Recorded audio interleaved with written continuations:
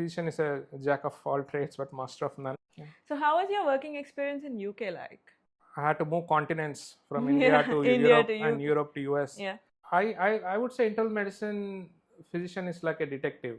I get a kick out of identifying some nice clinical signs. So if you love what you're doing, every day is a vacation. The mantra is like learn, unlearn, relearn.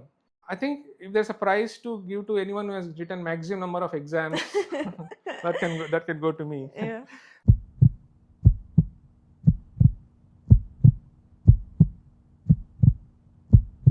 Medicine is changing faster than ever. AI, global opportunities, and a whole new definition of what it means to be a doctor. But are we actually ready for it? Welcome to Stethoscope. I'm your host Tejashree Sai, where we dive into real conversations with doctors beyond textbooks. On today's episode, we have a special guest, Dr. Gautam, who is a specialist in internal medicine and has worked across India, the UK, and the US, giving us a global perspective on medicine and innovation. Welcome to the show, sir. Thank you. Before we dive into the show, can you tell us a little something about yourself? So first of all, thanks for inviting me. It's the first time I've done something like this. So, well, I'm a physician, a consultant physician in KIMS Hospital, Secunderabad. So I did my MBBS from Gandhi Medical College, and then from MD in General Medicine from Osmania. Then I moved to UK. I was there for 3 years. I trained and worked there. Then I went to US, did the training all over again, did my residency in internal medicine, and then I worked as a hospitalist physician, which is like internal medicine based in the hospital, for 5 years, and then moved back to India in 2012. Right. So why science? Why medicine? I mean, I was good in math, but I was more passionate about science, okay, including biology. So after my 10th standard, that's where you have to make a important life-changing decision. So Little Hall Junior College, at that time it was a prestigious junior college. It was very close to my house, and it was easier to get into by PC than in PC because of the law of competition at that time. There was no Chaitanya Narayan at that time. So I mean, because I was more passionate about science, I guess it was a logical route to take. I mean, nowadays the students have a lot more choices and a lot more awareness, but at that time it was mostly either engineering or medicine. So how was your first day in medical college like? It's all long time ago. So so I mean, it was exciting. I should say, because it was a dream come true.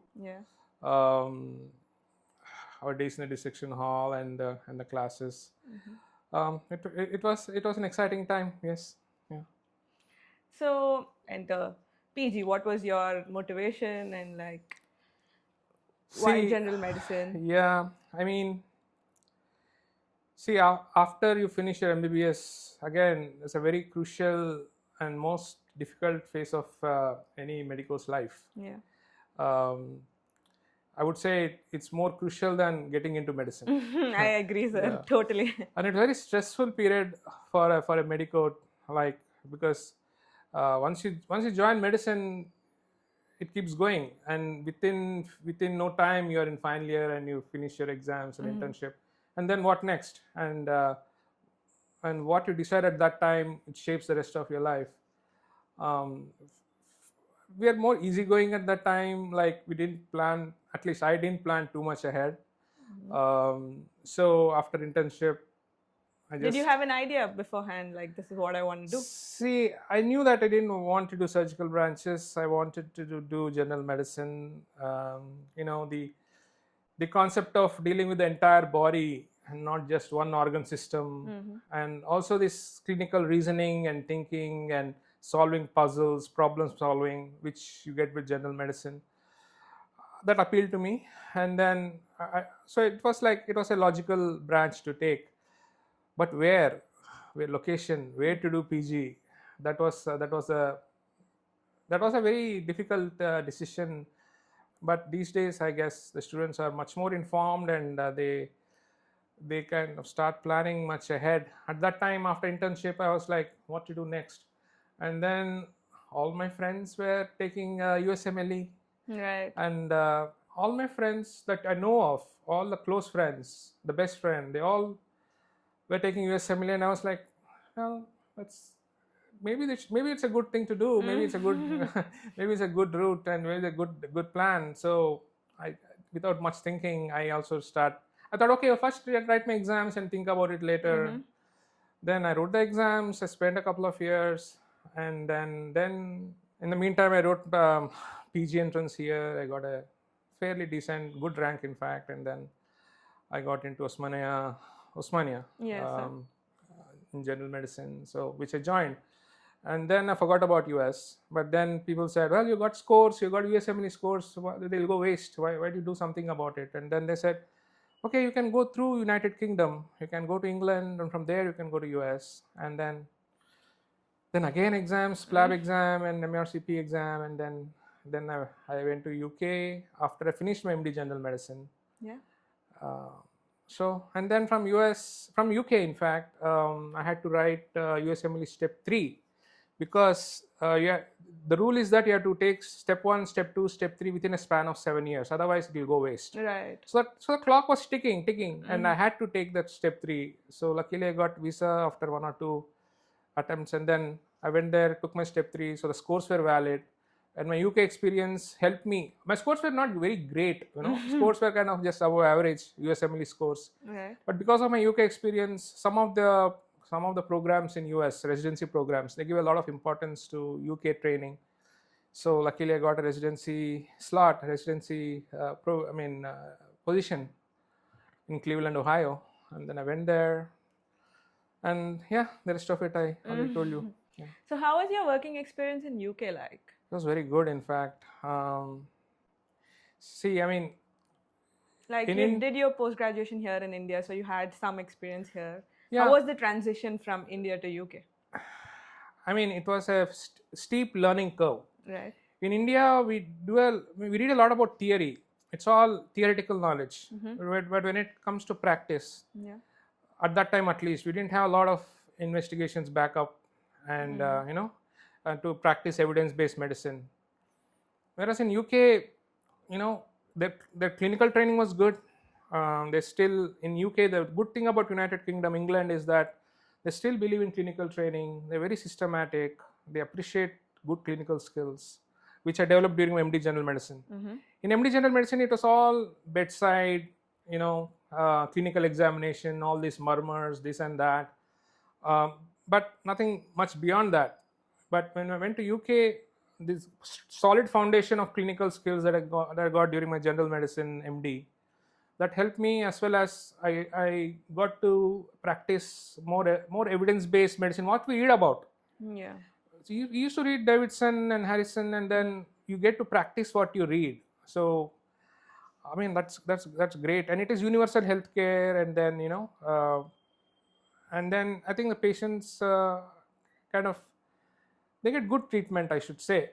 Of course, there's a long waiting list for some elective procedures and all, but my UK training was quite good. I enjoyed it. It was stressful, it was busy, but at the same time, I think my clinical skills improved and my approach as a physician improved. So then, from UK to US, how difficult was that? Like, again, a big change. I had to move continents from India to Europe and Europe to US. Yeah. And I had to do it with the family because I went late. A lot of students go soon after MBBS. Right. But because I went a little late in life, in my career, so I had a lot of family baggage, and it was really difficult to move with the family and taking care of everybody. But I did it. I mean, first year residency is very hard, very intense. But I knew the subject. Right. I knew what I'm dealing with. I knew what tests to be done, what investigations, what is the diagnosis. All that I already knew it. But it's very protocol based in US. It's very guidelines, protocols, and the multiple layers of care.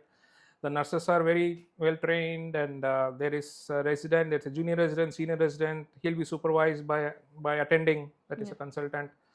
So it was all very systematic, structured training in US, and it's all. I mean, clinical skills are not so much emphasized in US because they depend a lot on investigations. But someone who is trained, has a good clinical background, uh, for him it is, I should say, not very difficult to go through residency. Only the time, the hours and the uh, time, the long hours that you put in during a residency, especially the first 1 or 2 years, is kind of little intense. Now I heard it's become little easier. Previously we used to be on call overnight, and then we had to be in the hospital until, like, until the noon next day. But now they got 12-hour shift system, so probably it's a little easier. But yeah, I mean, but it was not very difficult to do residency, but rather to kind of manage a family as well as long hours that you put in. But I survived. Yeah. So how long did you work in the US for, sir? After I finished my residency, again, you are at crossroads. Do you want to do fellowship, specialize, or whether you want to practice? I was always interested in working in a hospital-based internal medicine is what I did. See, internal medicine, again, in US, outpatient-based internal medicine or hospital-based internal medicine. Previously, the internal medicine doctors used to take care of both, right? Okay. But last couple of decades, it has kind of branched out. changed, yeah. So we call them hospitalist. So I used to be a hospitalist, meaning that I'm an internal medicine trained doctor who is working in the hospital, taking care of all the patients who get admitted to the hospital. I don't have to see OP. I don't have to see outpatient. Right. Just the patients who are admitted in the hospital. I would admit them, take care of them, put out some consultations to specialists. Yeah. They'll give their advice or do their procedures, and I would discharge them. So I would take care of all varieties of patients. I would, not only medical patients, I would admit even surgical patients. Right. Okay, the only patients I would not admit is pediatrics or gynecology, obstetrics. Other than those two branches, I would admit everybody, whether it is a MI or a COPD or a pneumonia or even a cholecystitis, pancreatitis, fracture neck of femur, anything. I would admit everybody, and then I would take care of them, because as internal medicine doctor, I know what treatment to start, right? And then I know what to make of all that dozens of medications the patient is on, and at the time of discharge, I know what medications to stop and what medications to continue. Whereas they're the specialists, they don't want to be bothered about all these things. They just want to give their advice or do their procedures and leave the rest to us. So it was very satisfying in a sense, like I was able to deal with all the specialties. Like I would be not only one system, I would be involving not only with the heart or the lungs, but the entire body. That was good. Gave you like a long exposure to all the diseases of the body. So how long did you work there? 5 years. And then you moved back to India again? Was that how it worked? Yes, I working there was not difficult. I enjoyed my work there, but I don't know. Something was missing.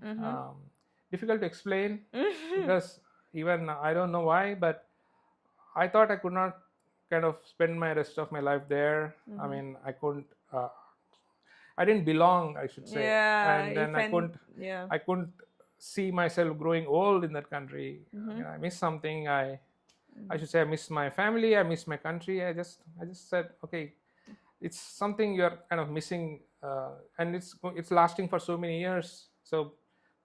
So I made my move back. Yeah. Can you explain more briefly about internal medicine? What exactly is it? See, I would say internal medicine physician is like a detective. Oh, good way to put it. Yeah. I tell my students too that you're like Sherlock Holmes. Like it's like solving a puzzle. You put the pieces together. And then So some pieces of the puzzle you get from history, and some more pieces of puzzle you get from examination, right? And some final few puzzles you get it from investigations. So I like this game, and looking at the patient as a whole. See, if I became a gastroenterologist, then I would be missing looking at the ECGs and auscultation and these things like that. I didn't want to give away my stethoscope or just doing procedures. Same way neurologist. So uh, I liked examining the patient and looking at everything, because the patient is not just a collection of organs. They don't work independently. They all work together. It's like an orchestra. Yeah. And I feel like internal medicine doctor should be like a conductor of the orchestra, Orchestra. because the specialist comes, does his own thing. He focuses on his organ, and then for other things he doesn't know what to do. He puts a referral to another specialist, and they're all doing their own things. And it's sometimes it's not ideal for Somebody the patient. to put all the pieces together is Yeah, what because I look at the patient as a whole. I mean, for example, someone wants to rule out a pulmonary embolism and wants to give IV contrast, but as a physician, I'm like, hold on. I mean, let me look at the kidneys. Is it safe for the patient? Okay. Yeah. So that's why I think. But at the same time, although I love internal medicine, the problem solving and the clinical reasoning that we have to go through, but because we deal with a lot of uncertainties. We don't have. See, sometimes it's straightforward, but a lot of times we deal with a lot of uncertainty, and then we have to put everything together and take a decision, and that's a lot of responsibility. So we have to involve the specialist for some procedures or some special advice. So, and also I get a kick out of identifying some nice clinical signs. Suppose I listen to a murmur and that gets confirmed by, say, 2D echocardiogram. Yeah. I like it. So, and I think about some diagnosis and that gets proven Like, by I solved that investigations. case, right? Yeah. Yeah, I solved that case, and that's a sense of satisfaction I have, which just doing procedures probably would not have given me that kind of satisfaction. But at the same time, I would suggest to my students to specialize. Because what I'm talking is about an ideal world, Yeah. but we don't live in an ideal world. So even patients, they directly go to a specialist, right? Yeah. They don't think that a physician would be able to solve his or her problem, so they directly run to a specialist. So that is a culture that's changing in India, and so I feel that still I want you to go through good internal medicine training, work hard, and then get good clinical skills in internal medicine. That is your foundation. But I would still, if they ask for advice, I would say please specialize, because you live in a real world which is not ideal world, and then pick up some system, and then be a good cardiologist or a neurologist. But also at the base, as a foundation, you're still a good internal medicine doctor. So you know how to put all the pieces together, but then you know how Yeah. when to look at one piece. Is it? Yeah. See, because at the same time, as a physician, it's difficult for a physician to kind of have the entire to be kind of to be up to date with the everything. Yeah. Some rare diseases, rare treatments. So it's not possible for a physician to be kind of. So we do need specialist inputs, and so I mean, some say that physician is a jack of all trades but master of none. Ooh, that was a good one. But I would still encourage my students to, if at all they're interested in internal medicine, to do it, but at the same time specialize, and yeah, that would be my advice. Yeah. Sir, so considering the current healthcare system, what differences did you notice in India, UK, and the US, and which one would you prefer? It's like comparing apples with oranges. It's different, although the medicine is the practice of medicine is the same. Yeah. But I mean, in India there's a wide variation of care, depending on whether you're in a government, practicing in a government hospital or a private hospital or an institution. So some places have very good infrastructure and art. I mean, the latest investigations and drugs, whereas resources are more limited in some places. So the kind of practice that we do may differ depending on where you're working. Um, but I mean, the culture is very different. It's more chaotic. Just like when you're driving on the road, there's so much chaos. Yeah. People coming in the opposite direction, not following rules. Same way we have the problem in The medical the system. medical as well. field also. Yeah. Having said that, there are a lot of places, a lot of doctors doing excellent work. I could say best doctors. We have got the best doctors in India and got very cost-effective treatment. And there's a wide variation in quality of care. We've got the worst care, the best care, and everything in between.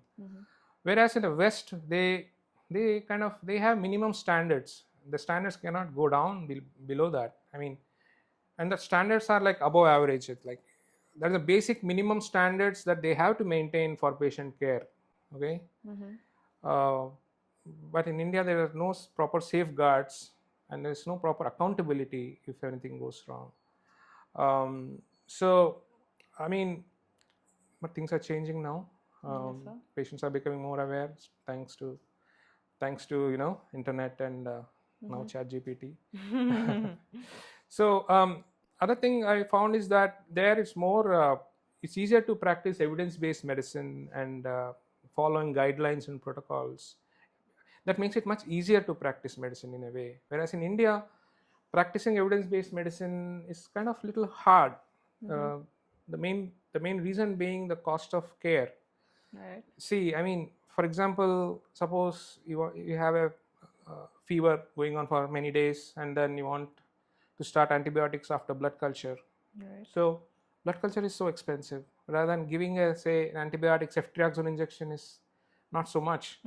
So everything in India is based on the cost issues. Right. So that's the reason why it's difficult, not impossible. A lot of us practice as much as possible. We practice evidence-based medicine, whereas in the West it's more streamlined, very structured.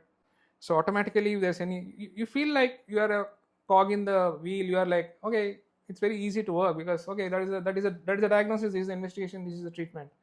Whereas here you have to think, okay, so the cost of this is so much. The patient will be able to afford that. Those kind of questions we don't have to ask in the West. You don't have to worry about the cost of the treatment. It's kind of I think it's much more difficult to practice in India, I feel, because you're on your own and then you have to think about so many things. There is a lack of privacy and your phone. A lot of patients have your phone number, and then you go to a movie and then you are like, they're messaging you, they're calling you, and these things are unheard of in the West. Once your beeper goes off, that pager we used to have, okay, now we get it in the mobile phone. Even now they page the doctor, the nurses, they page the doctor. They don't call the doctor directly. Okay. So that privacy is respected. Right. Here the patient will send you a bunch of reports to your WhatsApp. I'm like, why is he sending me this? I mean, no history, no nothing. So they take you for granted.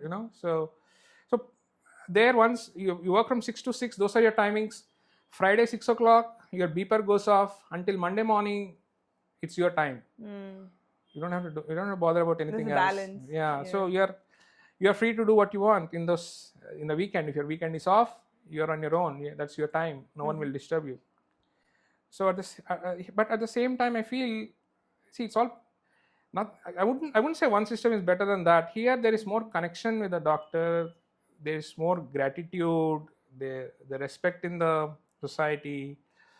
Wherever if they see you in the mall or in the anywhere, they'll kind of, if they recognize you, they're very happy, and then they greet you, and they're thankful if they get better, and they'll bring all the relatives to you and all their friends, and then so that kind of thing is very rewarding, I should say. So it's a kind of a mixed bag. Yeah. Right. So could you describe a case that you dealt with here in India and the US and how different they were? I mean, I cannot think about one single case, but there you just follow the protocol and you're done. Yeah. Whereas here you have to think about a lot more things. and that personal connection uh, develops, where you think about patient's financial background and what you can do to help them and things like that. Like when I was doing my MD General Medicine Osmania, there was one young guy like who's in like early 20s. He became quadriplegic and also not able to talk. He could not walk because of TB meningitis. And then we started TB medicines from the samples that we got from the medical representatives, and then more important than that was nutrition, right? I mean, you had to have high protein diet, and kind of people who come to Osmania are mostly very poor, and then Yeah. how would they afford high protein diet? I mean, so I remember I bought some nutritional protein supplement and then gave it to the mother and said, please give it to him daily. And that kind of things are kind of unbelievable in the West. And here we have to ask, you have to ask management for some discounts and this and that, and you have to make phone calls. And every time I write a test, I have to think, Yeah. right, okay, I'm writing this test, will it add to the bill? And that puts a lot of stress on you. Yeah, Like, I think why should doctor think about so much about writing tests which are required? we're taught So from a very early on, right. actually, even in like medical school, that you have to consider the patient's socioeconomic status before you go ahead. Yeah, that's the difference. In the West, we don't have to worry about the economic cost. Right. The insurance takes care of it. Mm-hmm. In US, in UK, the government takes care of it. Yes, right. Whereas here, the patient is on his own. Mm-hmm. So they become bankrupt, and they feel, I feel sorry for them. Young patients who come with paraquat overdose, which is kind of 99% mortality. It's almost certain that he's going to die. Even just taking a few ml of paraquat, it's such a bad poison, and doctors are helpless. Right.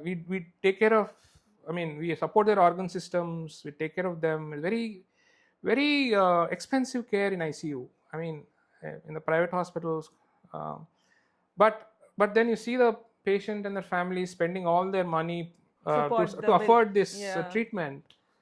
But then we know that he's going to die, and we feel so helpless at that time. And then that's a difficult part of practicing in India.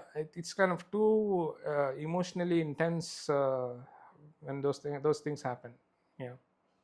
So, would you suggest Indian medical graduates to go abroad further in the current healthcare system and the pressure? That's a difficult and tricky question, because I went and came back. Yeah. See, I don't think none of my classmates have come back. Right. I came back because I thought I could survive, because I've done my MD General Medicine. So I was a little well versed how to get along with how to treat Indian patients. But a lot of students go immediately after doing MBBS, where they have not had any time to take care of patients. They don't know how to treat TB, for example, which is so common, or a typhoid. All they've done is that they have read books and they passed exams, and they're immediately going to US. They find it very difficult to come back and settle down in this system again. India. Yeah. Moreover, once their kids are grown, they don't want to come back, and some of them get stuck there. They cannot come back because of the kids, and then some of them may not want to come back. They are very happy there. So it depends. So students, I should say, think what you want. What are your priorities? Everyone is different. Don't if you want to go to US, I would neither encourage or discourage. Go for right reasons, not just because of the glamour, not because you watched few series of Grey's Anatomy and you loved it. Not for those reasons. Go for the right reasons, not because your cousin is there and he keeps sending you WhatsApp pictures of his lifestyle. Don't go for those reasons. I would go. If you want to practice structure, if you want to go through structured training, good research opportunities, if you want to work in the best hospitals, and you want to settle down in US, then please go. I would encourage you to go. And I told you about a lot of disadvantages of working in India, and you feel that it's too much for you. then I think there's no problem in going. I mean, I would still encourage students to go. They have to think about a lot of things about their family here, whether they can live abroad for a long time, uh, the loneliness and all those things, Yeah. so and then I remember this book called Ikigai. I Right. heard about it. Yes, sir. It's I a have. Japanese concept and also a bestseller. Ikigai, Ikigai. So Yes, I sir. would encourage students to read that book. That says that you should align yourself with your ikigai, and my ikigai may be different to yours. Ikigai has four concepts. One is what you love. Right. That is one, what you love. Next is what are your skills. Huh? Third is what the world needs. And the last one is what you get paid for. Yeah. So if your ikigai is like, want structured training, good research, top hospitals, want to settle down in US, then I think your ikigai is probably to go to US, right? Right. Someone else's ikigai may be different. The only son or daughter, he cannot go away from the family. He has deep roots, close roots With in the family. India, Yeah. right? So his ikigai may be different. So you have to find your own. Listen, I mean, you have to self-reflect what you want to do before you take It's not like one fine day you get in the morning. Okay, I feel like going to US, and then because it's kind of once you start writing the exams take a long time, lot of time, effort, and money. Okay, Yes, sir. you spend a lot of time preparing for exams. You put in a lot of effort, studies. It's an expensive. Exams are very expensive. The training is very expensive. All that is worth it, of course. Once you become a doctor there, you'll be earning like crazy. Okay, Right. so you have to first do your homework, see what you want from your life, what is your ikigai, and then and then take a decision. Don't think like I will go there, I'll enjoy life for 5 years and come back. That's not going to happen. If you want to go there, it's a long-term, lifelong decision. Not like me. I mean, somehow I came back and survived. I would not say thrived, but survived. but it may be difficult for Putting everybody. one step ahead of the other, getting through Yeah. the day. Yeah. Yeah, I mean, see, you can be an excellent doctor and you can earn money in whichever country you are. Okay, of course, what doctors make in US is it's a different level. They're paid very high, and then but you can make decent money in other countries also, in India too. Um, of course, in India you need some connections and some network and things like that. But if you are a good doctor, good communication skills, you get along well with other doctors, you're able to put in hard work and have a good work ethic, right? You have to take responsibility for your patient. Right. It's not like if something goes wrong, push it to someone else and things like that. And think that this you have to care about the patient until the patient gets better and even beyond. If something goes wrong, you have to be available to the patient, right? It's not just going in the morning, doing your rounds and fine. That's the rest of. You'll be called again in the afternoon, night, and you have to be available. You have to be available and responsible. Take accountability. If you're able to put in hard work, care for your patients, then money will follow. I mean, you won't starve, I'm sure.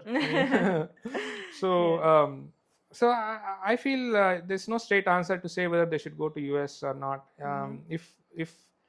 If their temperament, if their personality is going to US, then yeah, they should go. If not, India is not a bad place. Yeah. Right. So, sir, you've given all three: NEET, PLAB, and USMLE. So, which one is the more difficult one? Could you help us get a good understanding of what the three exams are? Yeah, well, yeah. I mean, I trained and work in 3 different continents, and I've written. I think if there's a prize to give to anyone who has written maximum number of exams, that can go to me. Yeah. Because I've written so many exams, I lost count. Really. Yeah, exactly. You've given all the three, And so. I mean, people get even one exam, they feel stressed out here. So I mean, our NEET PG is mostly memory based. Right. So you read books. If you have good memory, you'll get better marks. someone who's able to kind of concentrate more on some students have photographic memory. Once they read, they don't forget. They are like So lucky. it's I should easier say. for them to get through the exam, isn't it? So Yeah. I mean, all memory based, I should say. Whereas MRCP exams and USML exams are more clinical oriented. You have to understand the question, the case, Right. in order to more concept oriented, um, so it won't be they won't be testing on facts alone. They'll be testing your understanding of the subject. So your reading and your preparation will be a little more thorough in those areas, right? So here they will ask you what is the most common organism for pneumonia or something like that. There it will be a clinical question, Twists and Yeah, turns. Yeah. yeah. So that unless you know the ins and outs, the concepts, you won't be able to answer.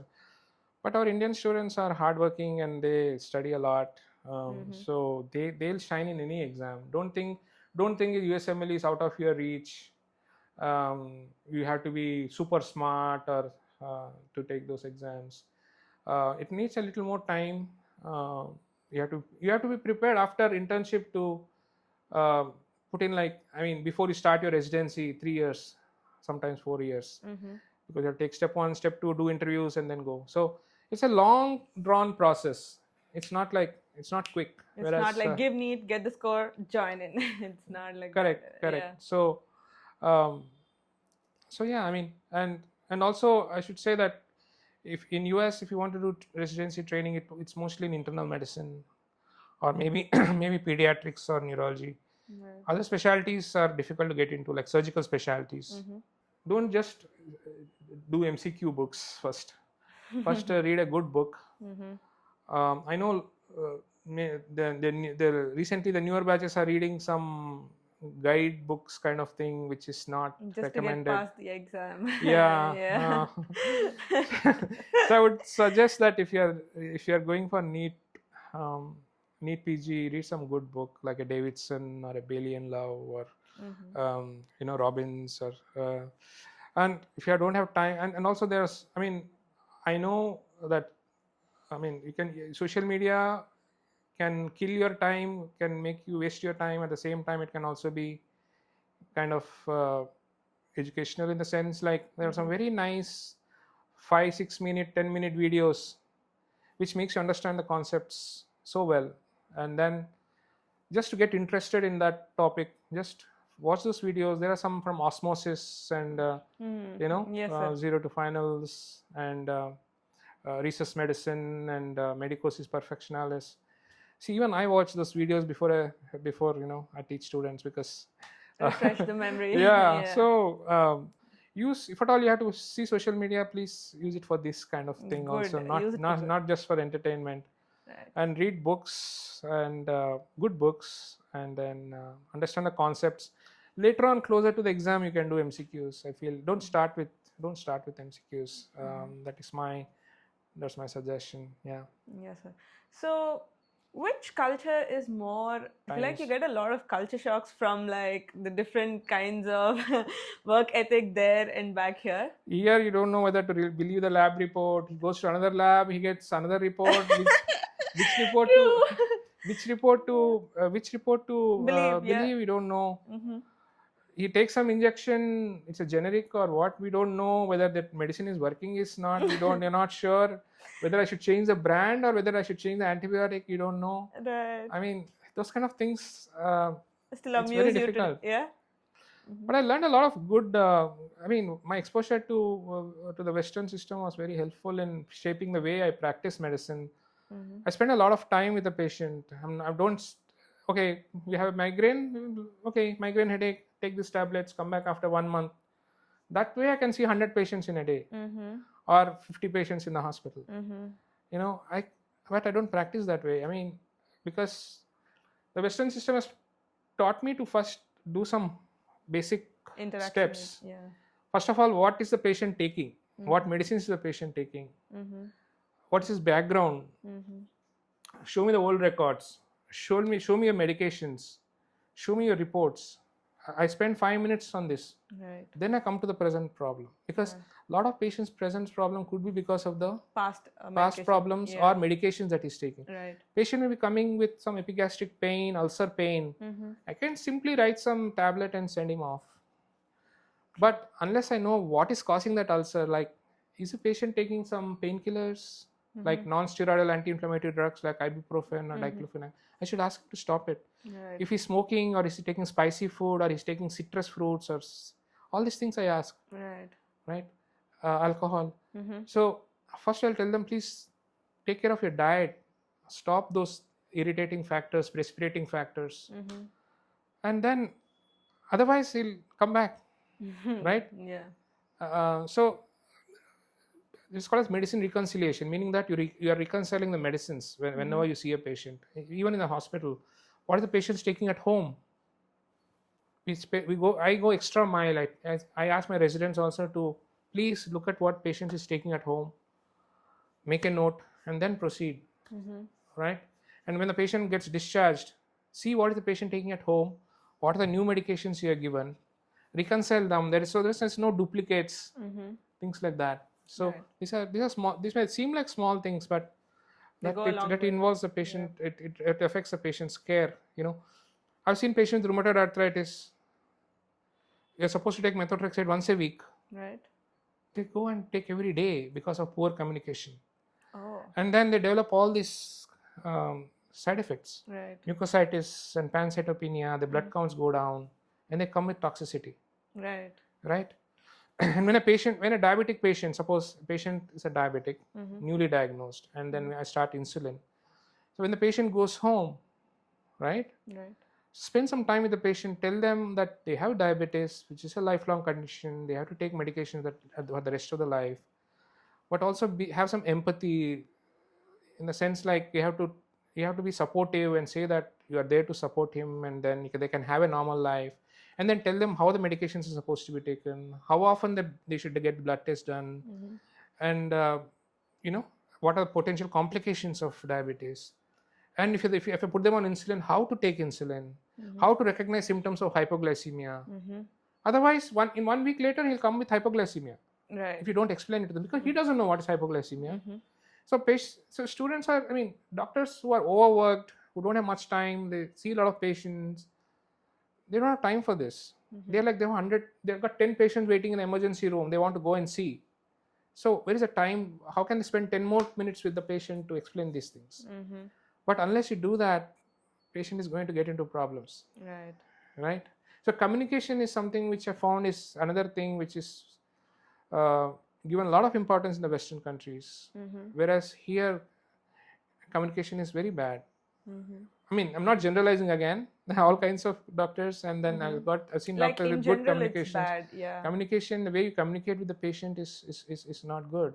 And and patient is really scared, and he doesn't. And so you should take the time, spend some time with the patient and communicate. Breaking bad news is a very big thing in the West.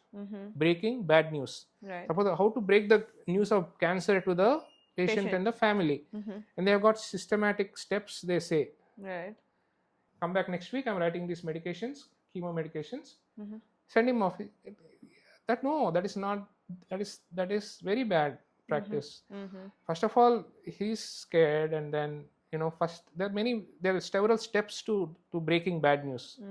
First, give a warning shot, then find out what he understands about his diagnosis. Then you tell about the diagnosis. First, ask whether you want someone with you. Hand them a tissue so if they break down, and then take your time, and then tell them that you're available again to kind of discuss the rest of the diagnosis and treatment plan and all. So these kind of things are done very, very well in the Western countries, but here due to the workload or because doctors were never taught these things. That's what there's a lot of scope for improvement, you mean? Yeah. So sir, we see that medicine is evolving rapidly worldwide. So what do you think is the most innovative innovation that was done in medicine? Well, this is the day of AI, right? Right. Artificial intelligence. in the medicine field, one example would be like, say, for diabetics, you have this insulin pump, Right. and then you also have this continuous monitoring, continuous Right. Right. glucose monitoring. Mm-hmm. Now they've connected the two. Okay. Right. Okay. So it has taken that, it will check the blood sugar, it will send the values to that insulin pump, and the pump itself will kind of deliver the required insulin. Oh. So doctor is not actively involved in kind of adjusting doses day in and day out. So that's just an example the way things are moving. So it's all automatic system, right? But I think AI won't replace everything, because the human connection is essential. The doctor-patient relationship is essential to the care, and you cannot expect uh, like a robot to kind of break the news that you have cancer, would you? I mean, or say that you need an angiogram. So a human body is very complex, and then and AI will only work with the information that you feed in, and we are not there yet where it can take over the entire you know it doesn't have it cannot take the responsibility or the accountability about patient care. And of course empathy is impossible, right? Empathy, feeling for the patient, understanding the patient's emotions and things like that. See, a lot of the care depends on trust in the doctor, and a lot of times the medicines work better also if they go to their doctor whom they trust, right? Coming from their doctor, they'll do anything. True. Take any medication or insulin if they have complete trust in the doctor. You can't that connection. I think AI cannot have.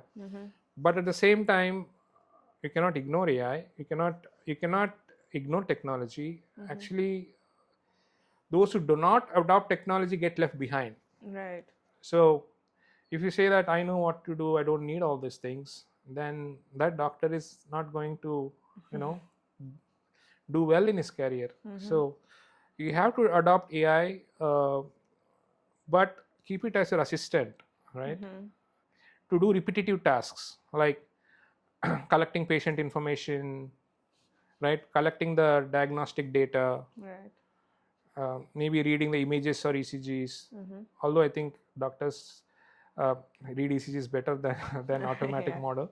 But do these things for diagnostic data collection or repetitive tasks, or maybe even discharge summaries. Again, I feel a good doctor does a better job at a discharge summary than an AI model, but it's getting better and better and better. Right. So these AI models are getting better and better and better, but there'll always be some gap, I feel. Maybe now AI models are at say 20 or 30%. There'll come a day when they'll be 90% or 95%, but a good doctor will always be a level above, I feel, because he can connect the dots which AI cannot. A robot cannot connect the dots like a doctor, I feel. And as of now, as things stand, as of today, try use AI only for kind of things what I mentioned. Once the AI models get better, then again things will change, will evolve. Right. And also the doctors get de-skilled. Exactly. I was going to ask you that. So do you think AI is making doctors more reliable or like improving the healthcare? In a way, yes. See, when we didn't have the smartphones, we used to remember all the telephone numbers of our family members. Yes, sir. But now I know only one or two numbers of my family members. Same thing will happen to medicine also, I feel. So that is the danger. So no one gives importance so much clinical skills anymore, which I feel is important. Right. See, when we were trained, we were taught to listen to murmurs and identify murmurs and all. But now it looks like a forgotten art. Although I like it very much, I like listening. See, a lot of times we know what the patient has, but we still listen. Right. Because that gives a human touch. Right. and if I find a murmur, even better. Right. But the newer generations of doctors, they lost that skill. Mm-hmm.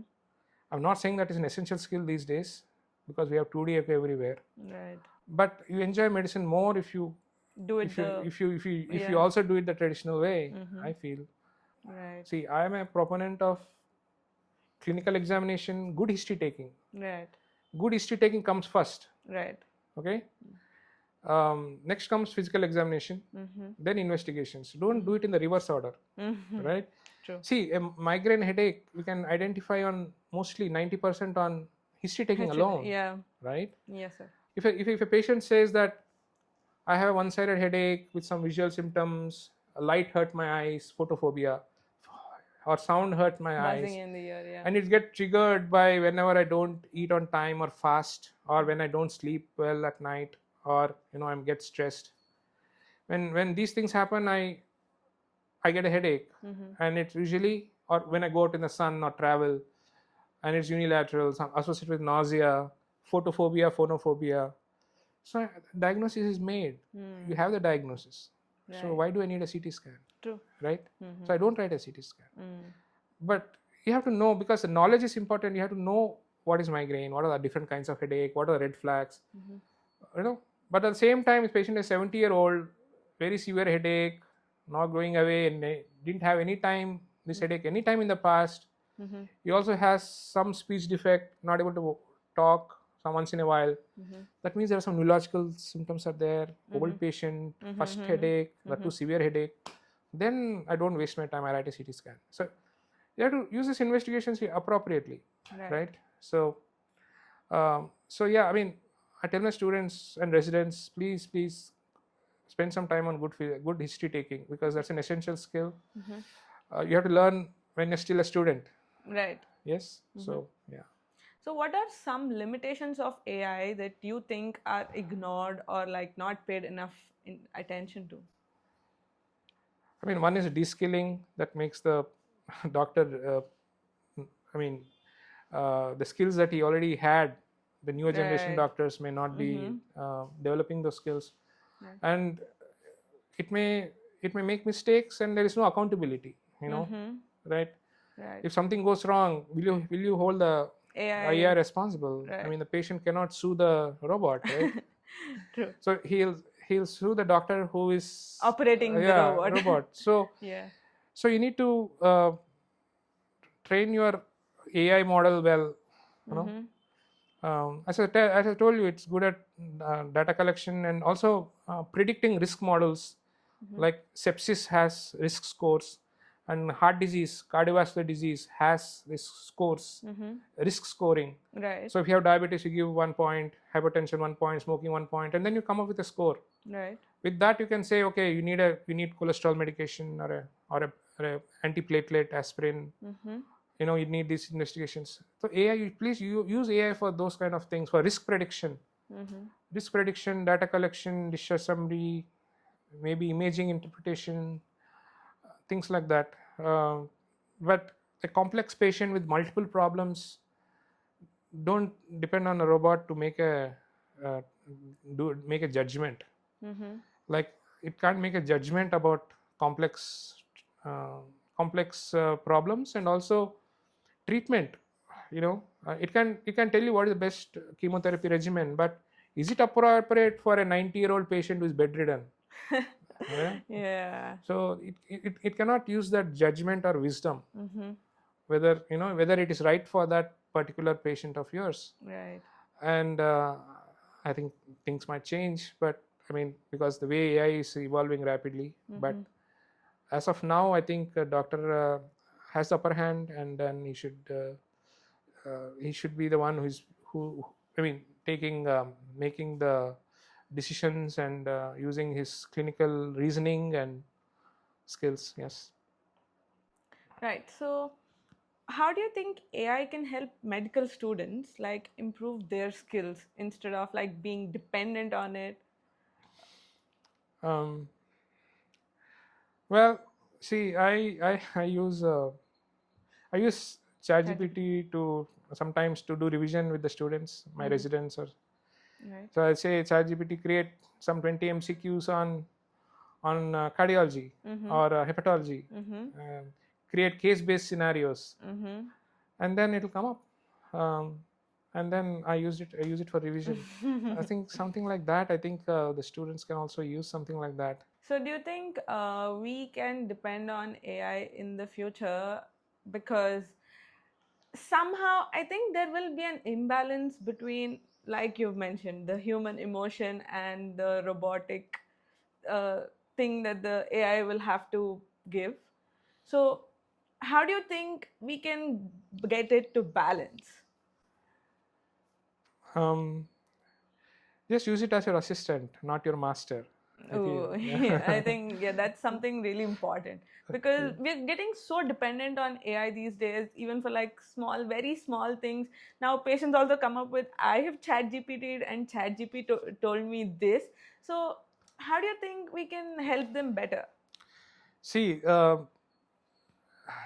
when you go and say, I have a cough for 2 weeks, what could I have? You type this into chat GPT, it'll come up with 10 answers, and cancer will be one of them. And the patient is like, what, cancer? He's kind of shocked, and then he's True. scared. And then when he comes to the doctor, and I have to take a lot of time to say that cancer is unlikely.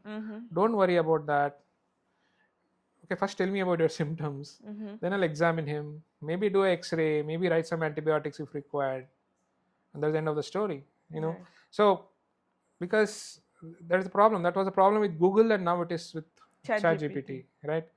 But please, suppose someone has been diagnosed with something, you can go back and get more information on that topic. That's fair enough. Like if you have diabetes, go and get more information about diabetes from Google or ChatGPT. What diet to take, and um, For advice, yeah. you mean? Yeah. So what kind of lifestyle changes they have to make. See, again, communication is very important, and you can use these social media and AI for improving the patient's knowledge and understanding of their own disease and treatment. For example, asthma, right? Right. So many patients, we write inhalers. So it's not just writing an inhaler and sending the patient away. You have to Tell them teach them how to use the inhaler, right? Right. If you don't use them, they don't take it correctly. 100%, they don't get it correctly. So I either teach them myself or send it to some nurse or pharmacist, and they will show the patient. And I also tell them, go back and go to YouTube, and you type how to use this rotahaler, how to use this synchro breathe, and that video you can watch, and that will also tell you how to take an inhaler. Right. I don't know whether you've seen this clip. I'll share it next time, where there was a serial called House MD. Right, we know it. Right? Yeah, sir. Where, so when I talk about internal medicine, I remember that guy who solves puzzles, right? Right. So one lady comes to him and says, Doc, my asthma treatment is not working. You wrote some inhaler, but it's not working. And that guy says, well, can you show me how you use the inhaler? And she takes it from her purse and says, so obviously, if no one has shown her how to take the inhaler, obviously it's not going to work, right? True. So yeah, I mean, social media, YouTube, AI, it can help in these areas, I feel. Yeah. True. Okay, sir. Now we'll move on to our rapid fire round. What is something you regret doing or not doing? Sometimes I feel I should have chosen a subspecialty. Although I love internal medicine, I'm not living in an ideal world. So a lot of patients don't know what is internal medicine or general medicine. They are like, oh, you treat asthma too, you treat diabetes too, you treat this at the headache too. So because that's the way the culture is these days. So yeah. If you had the opportunity to go back in time, is there something you would like to change? No regrets about going or coming back. But if I had to do, it's a difficult question. I don't know. I mean, maybe I would not have gone to US. or maybe I would not have come back. But life is like that, not everyone makes perfect decisions. Right.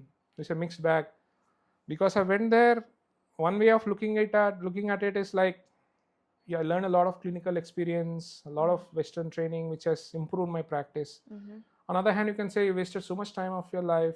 Maybe if you had become a cardiologist here sooner, maybe you would have, you could have got established much Earlier. early.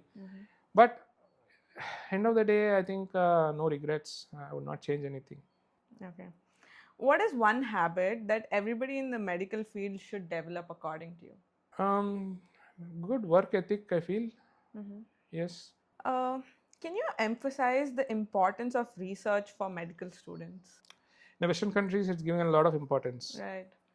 So I would suggest whoever is going for USMLE or even UK, please do some research, do some case reports, do some studies. And I feel that even otherwise, in MBBS you don't get many opportunities, but still you can do some case reports. There are many medical colleges have these gatherings, like annual event, like Osmania has Osmicon, right? So why don't you plan to do something for next Osmicon? Plan it ahead. Right. Maybe you can do a case report, or maybe or a poster, or and also some kind of a skit. There's some kind of a audiovisual show they can do. They can take up some topic, SPM topic, and they do that audiovisual show. Right. So I mean, this will increase your interest in that particular field, right? This will give you some, because otherwise it'll become the student life will become very dull. So I would suggest start doing that. Once you come to PG, once you're doing post graduation, you'll get more opportunities to do this. And because you can be presenting in the conferences, national conferences, state conferences. So be proactive, present at those conferences, do some posters. I'll always encourage students and research to get involved with these kind of activities. Many of us have to read journals, good journals. NEJM, New England Journal of Medicine, is a very good journal. And even now I discuss some important articles or in NEJM. Sometimes I do Zoom calls, Zoom meetings, because sometimes during the daytime I may not have enough time to discuss with the residents. So during Zoom meetings also I discuss some original case articles and things like that.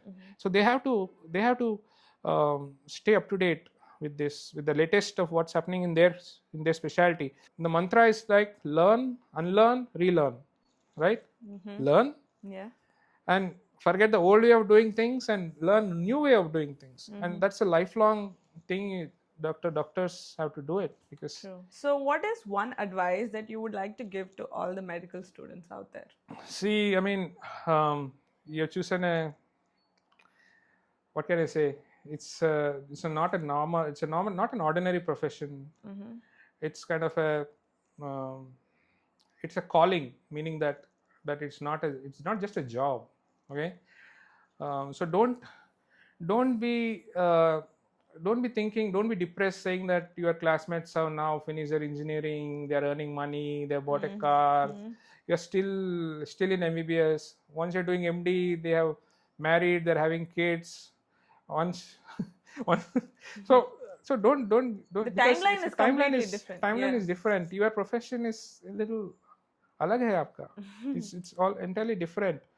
And it's a very rewarding profession, right?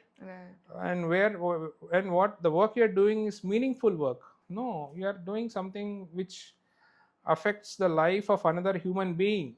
It is whatever you're doing is going to reduce the suffering of another human life or save a human life. So no other profession has this. So sometimes patients say you are God. I said no, you're not God. Definitely you're not God, but there's a lot of responsibility on you. Like if you work hard and you work sincerely and you care for your patients like your own. My mantra is that you'll do for the patient what you'll do for your own family, right? Yeah. So know your limitations, know the challenges.